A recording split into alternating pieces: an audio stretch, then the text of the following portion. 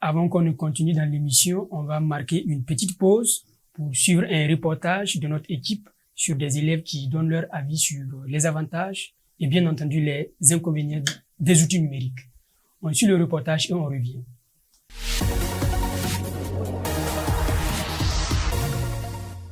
Les téléphones, on utilise souvent les téléphones pour faire des recherches, tout et tout. Genre bon, quand tu es en classe d'examen là, tu peux pas tout avoir en fait dans ton cahier. Il faut souvent que tu fasses des recherches, prendre souvent certains sujets. On a des groupes dans les téléphones, des groupes WhatsApp où on nous amène on nous envoie les sujets, on traite là-bas. Maintenant bon, si on nous retire nos téléphones, sans les téléphones là en fait, en terminale, non, c'est pas possible.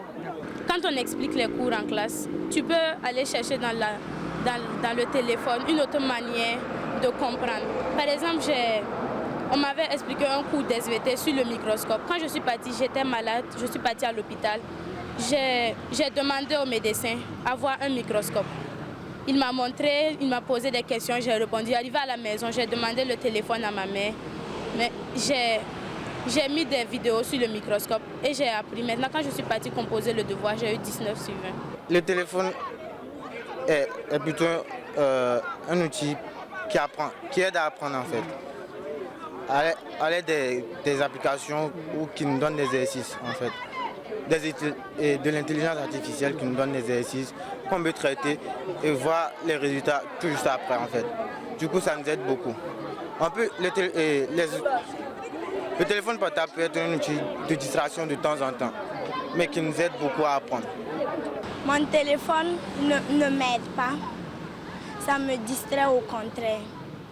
Parce que apprendre et regarder le téléphone, ce sont deux choses qui ne vont pas ensemble.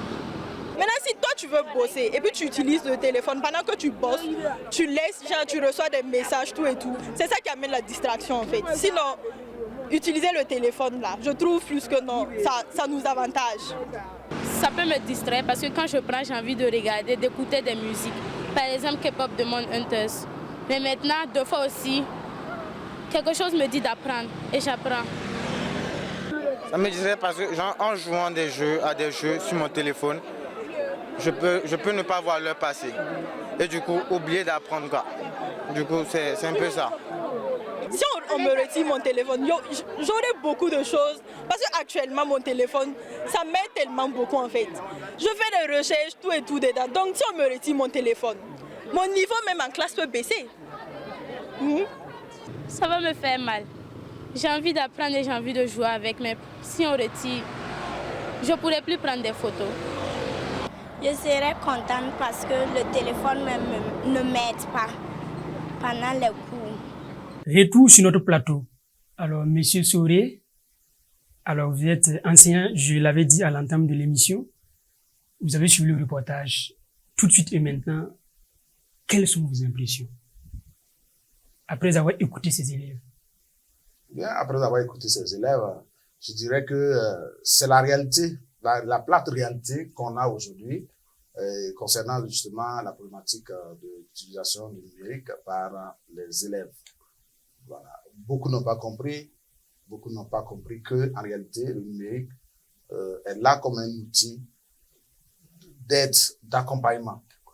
Ça ne doit pas être l'outil principal d'apprentissage. Voilà. Et vous voyez celle qui a dit qu'avec le numérique elle a eu 19. Bon, peut-être qu'un jour le numérique pourrait remplacer l'enseignant. Je ne dis pas non, mais pour le moment il y a une phase qu'il faut nécessairement appliquer, une phase par laquelle toute la société doit passer. Voilà, c'est la phase, je me répète encore, de l'éducation à l'utilisation du numérique. Et il y a un qui dit que sans le numérique, ça va être compliqué. Bon, c'est un peu comme si c'est toute sa vie. Bon, vous voyez, c'est compliqué. Quand ils ne comprennent pas quelle est l'utilité, à quelle fin il faut utiliser l'outil numérique, ça pose problème. Donc, je pense que l'éducation à l'utilisation du numérique pourrait résoudre ce problème. Et c'est du reste l'occasion de féliciter les autorités de ce pays qui, à l'occasion de l'immersion patriotique, ont inscrit l'éducation à numérique l'éducation au numérique, donc l'éducation à l'utilisation du numérique dans les formations, dans les programmes de formation. Et les élèves ont été séparés de tout ce qu'il y a comme numérique pendant 1 mois. Ils n'en sont pas morts. Ils n'en sont pas morts. Donc, je pense qu'il faut poursuivre la réflexion à ce niveau. Il faut déjà les encourager pour cette prise de décision, en tout cas, qui est bien. À l'issue de ça, parce que pendant la formation, on leur a appris de faire attention. Beaucoup ne savaient même pas que c'était dangereux de poster, de garder certaines photos sur Google Photos, par exemple. Parce que dans tous les cas, on ne pourra pas peut-être l'effacer définitivement. Elle est stockée quelque part. Et bon, on ne sait pas quel usage on pourra en faire. Bon, et rester également accro, très accroché donc au numérique, peut révéler en tout cas nos limites le jour où on doit normalement s'en séparer. Et on ne sera pas construit comme il le faut. Donc je pense que ces enfants-là, ces apprenants ont besoin d'être éduqués.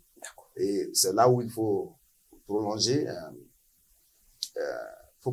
les initiatives développées par le Conseil supérieur de la communication et puis la commission de l'informatique et des libertés qui faisait déjà un travail formidable par rapport à l'éducation au numérique. Je pense que ça a été refondé. Les autorités trouveront certainement un moyen pour continuer ce projet-là. D'accord. Alors, M. Tenebego, je suis à vous. Oui. Après avoir écouté ces élèves, quel commentaire faites-vous? Déjà, c'est comme mon co-débatteur l'a si bien dit, hein, c'est la réalité du terrain. Quand vous échangez avec eux, ils te disent, et c'est ça qui est ressorti en fait. Quand c'est ressorti, quand vous analysez tout ce qu'ils ont dit, il y a distraction. Certains disent qu'ils passent le temps et ils ne voient pas le temps passer.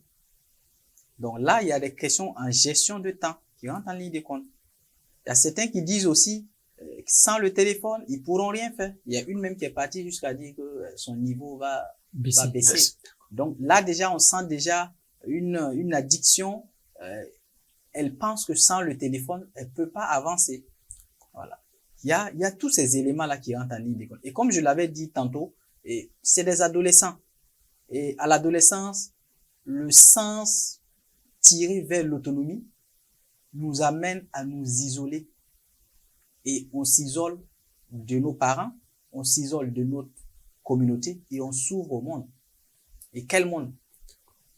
Un monde de semblables qui cherche aussi l'autonomie comme nous. Donc, il y a tous ces éléments-là qui rentrent en ligne de compte. Donc, les questions liées à l'éducation au numérique, c'est impératif, elle s'impose. Il faut qu'on arrive au fur et à mesure à sensibiliser sur l'utilisation des réseaux sociaux, sur l'utilisation, la bonne utilisation. Parce que quand tu es avec eux, il faut qu'on soit un peu clair. Parce que c'est des gens qui ont grandi dans le numérique. Nous tous, on a grandi. Et on trouve que c'est bon, ça nous aide à avancer quelque part. Mais, le mais qui est là maintenant, il faut savoir que dans l'utilisation, il faut qu'on arrive déjà à trouver le pour et le contre et s'adapter en fonction. Parce que quand on est en situation scolaire, et faire attention quand on n'est pas en situation scolaire. Pendant les vacances, ils ont plus ou moins cette liberté. Mais pendant l'année scolaire, quand vous faites 8 heures, 4 heures de cours d'affilée, que quand vous sortez, parce que souvent quand je m'en vais souvent dans les cours de renforcement, les cours d'appui, quand les élèves sortent pour la pause, ils ont leur téléphone déjà. Et pourtant, le téléphone, plus vous naviguez avec le téléphone, quand vous rentrez, il y a ce qu'on appelle des restes d'attention. Vous n'arrivez pas à vous reconcentrer directement sur la connaissance. Quand j'étudie et je fais une pause, je regarde le téléphone, quand je reprends mon cahier, je quitte un niveau de concentration. Si j'étudie jusqu'à une certaine heure, je suis à un niveau de concentration. Et quand je laisse, je prends le téléphone, je regarde le téléphone, je navigue avec des amis, je chatte un peu, je reviens encore. Il faut que je recommence encore ce processus-là pour aller à un niveau de concentration encore. Donc, on fatigue le cerveau dans ces allées et venir, mais on s'en rend pas compte en fait. Voilà. Et chose bizarre, le cerveau, ça fait 2% du corps, de la masse corporelle, mais elle consomme 20% d'énergie. Et là, c'est une machine qu'il faut préserver. Voilà. Et l'usage abusif, j'ai bien dit l'usage abusif est très dangereux pour notre jeunesse.